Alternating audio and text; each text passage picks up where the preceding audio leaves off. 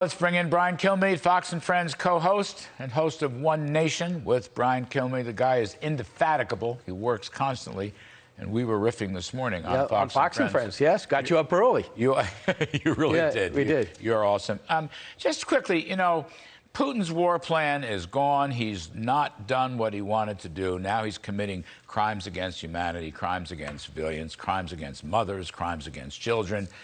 I mean, there's reason enough for Biden and NATO to toughen up the sanctions, to be meaner, to give even more weapons, it seems to me. You heard Mitch McConnell say it on Sunday. He goes, I don't know if Biden realizes it.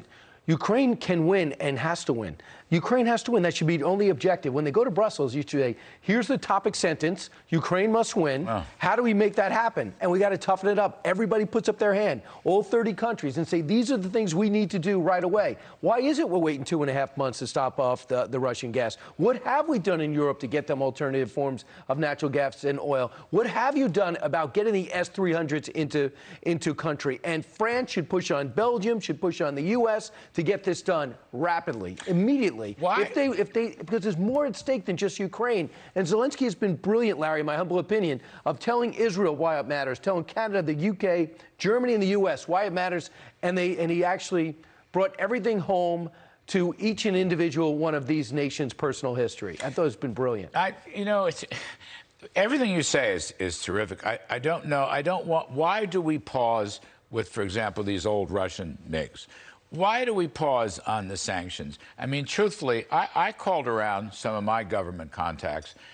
There's no evidence that Russian oil and gas exports have gone down. There is no evidence, and there is evidence that Europe, China, and India are actually buying more. Now, they may buy it at a discount, Brian, but the fact is we are still financing Putin's war machine, and I don't get that. $15 billion I heard we've given since this war started, which is unbelievable. I mean, I hear about meetings that Germany's having with Norway. I hear about them going around Turkey and talking about different ways to backstop what they're doing now to get energy. I get it. It's middle of winter. Can't shut off everybody's oil and gas. But those plans that are in place that smart people like you tell me affect the markets. The U.S. has decided, for example, to get Portugal to build perhaps a pipeline through France right over to Europe. Now, France is reluctant to do it because of environmental issues, right? Not anymore.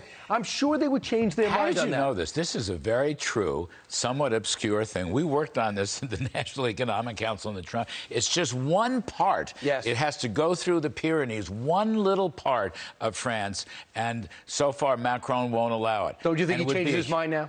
I don't know. I'm waiting. I'd love to see it. This is the kind of thing that should show up. How many more children have meeting. to be killed for them to go through the Pyrenees Mountains? Right. And I just want Biden to look.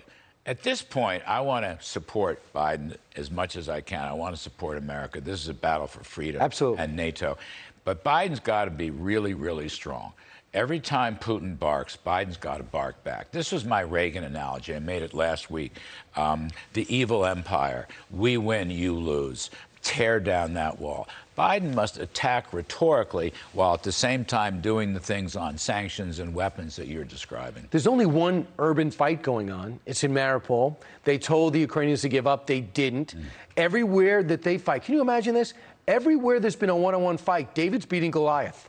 And it turns out Goliath is just standing from afar and lobbing bombs, and they're doing damage to the most vulnerable. Their choice is to bomb women and children and non-combatants and seniors. Can you imagine how that looks on the world stage, how humiliating this must be? And then I'm hearing stories about the hypersonic missile. Immediately say, oh, my goodness, what's he doing? And then you have General Perkins, a four-star general, says, this is totally shows how desperate he is. You don't need a hypersonic missile to go a very short distance to do a very small explosion. You need it to go around the globe to beat missile defense on a superpower, not to beat Ukraine without missile defense. So you're looking to say, I don't have much stuff left. So the question is, how much does the bigger power have left, and how much longer does Ukraine have to hold on? And what a win is a total win is Ukraine out of the country. A good win is Crimea and Donbass still. That's right. Crimea and Donbass. And we have to double down. I had Walter Russell Mead on the show, I guess it was Friday, his editorial, his op-ed piece. When the enemy's in retreat, that's the time to double down. He was quoting von Clausewitz, who himself was quoting Napoleon a long time ago. Not even I was around for that. But the fact, that was a joke. But the fact is, double down on Putin. Don't let up, double down. He's in trouble. He's in big trouble, and we can finish this job. I've never seen, since, the stats say since really 1949, 1950, when you create NATO, they have never been so unified. Yes. So Putin has done the impossible. He's unified Europe. Right. They had to give us all a new appreciation for freedom and democracy. Yes. He's looking at each other, and now suddenly we have something we all can agree on. This guy's evil. What they did is wrong, and the Ukrainians are heroes. They have made NATO matter again. It's done the impossible, and that's got to intimidate China. In the global weather, Yes. in the big picture, China's going to say, this really, whatever they did, they totally screwed it up. Not only is our best friend not nearly as strong as we thought, but they're underperforming and they're becoming a pariah of the world. And we're their only buddy. Do they need this? They don't need this. One last point before I lose you. I want to play, this is a home story, about Hunter Biden and Madam Psaki and President Biden in response to the New York Times saying, yes, there really was a computer laptop. Take a listen to how Psaki handles this. The New York Times has authenticated emails that appear to have come from a laptop abandoned by Hunter Biden in Delaware. The president previously said that the New York Post story about this was a bunch of garbage and that it was a Russian plant. Does he stand by that assessment? I've pointed the Department of Justice and also to Hunter Biden's representatives. He doesn't work in the government. Again, I pointed the Department of Justice and Hunter Biden's representatives. I'm a spokesperson for the United States. He doesn't work for the United States. He doesn't work for the, you and I work for the United States. I've heard, yeah. We're taxpaying Yes. citizens. Yeah. His father works for the United States government. She wouldn't answer the question. What do you make of this? I think in Delaware, after he got off his bike ride and changed out of his bike pants into his jeans, I think they had a serious conversation because they know how implicated these international deals are. For people at home, no one's mocking addiction. Everybody in their lives has somebody that's addicted, that has addiction issues. No one's saying that that it's a bad parenting. I'm not making judgments. All I care about how it relates to the international business deals that Joe Biden, as vice president, was involved in, maybe even as senator. Does he know Tony Bobulinski? Did you have these deals in China? Did you know your son was cutting a deal on Air Force Two while you were dealing with President Xi? What does President Xi know about these deals? Oh, and the other country involved in it? Ukraine and Romania and Russia. So besides that, I don't really see a problem. They're having real conversations. And if I'm Jen Psaki, I'm reading Miranda Devine's book to find out what's on that laptop. So I am ready to answer to know what's going to hit me one day. We've got to get Miranda back on the show. I want to know about the cash flows. That's it. I want to know, first of all, how much money. Remember, the big guy was going to save 10% for the big guy. The big guy was Joe Biden. He's now president. I'd like to know what cash flows he got from deals in China, Ukraine, and Russia, Moscow, Russia.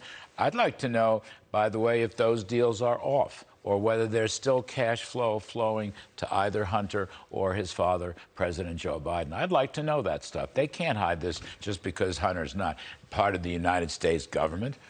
Devin Archer is in jail. That's his business partner. Yes. Devin Archer playing golf with Joe Biden. He says he doesn't know who he is. That's interesting. They never talked. In a foursome, I usually believe there's small talk there. I know you're more of a tennis player. But I think that is totally wrong. There was a picture of him in Mexico where people that Hunter Biden was doing a deal with. Why are you jetting off to Mexico? At the very least, if you have a good answer, you can no longer say it's Russian disinformation. And for those 51 intel experts, many of which are associated with the Republican Party and have good reputations, what was Leon Panetta thinking? What was Mike Morrell thinking? How dare they put their reputations on the line with stuff that you didn't even pick up the phone to find out if the person on the other end would authenticate if that email was real or not? You don't think Putin rigged the U.S. CPI, do you? Maybe that's what Biden means when he blames Putin for the inflation. Right, He rigged used car prices, he rigged new car prices, he's rigged home prices. It's all Russian disinformation, the Consumer Price Index. That goes with this Biden story. But you know what the problem is? I'm being kind of funny, but not really. But I'll just show you. David Axelrod looked at that Putin price increase, the Putin inflation, and said, guys, no one's buying it. You're overdoing it. David Axelrod, who put Barack Obama in office twice and knew him as a running mate, said, bad spin, it's not going to work, especially because, look, he gave us, 25 to 50 cents more per gallon. I get it. I understand it. Putin. But that is, that's... Putin did it. This Brian, is over Putin, 8 months. Putin did it. Right. Everything. Brian Kilmeade. First of all, you're going to be on tonight. Yeah, at 7 o'clock. Filling in for Jesse. I don't want to let that escape because I don't know how the hell you do it. Normally, you can catch Brian on Fox and Friends weekdays from 6 to 9 a.m. Eastern and on One Nation with Brian Kilmeade, Saturdays at 8 p.m. Plus, he does a radio show on the side. Right. But radio's huge. Radio's fun, the most fun we have, right? I love radio. Right. Okay, Brian Kilmeade, superstar.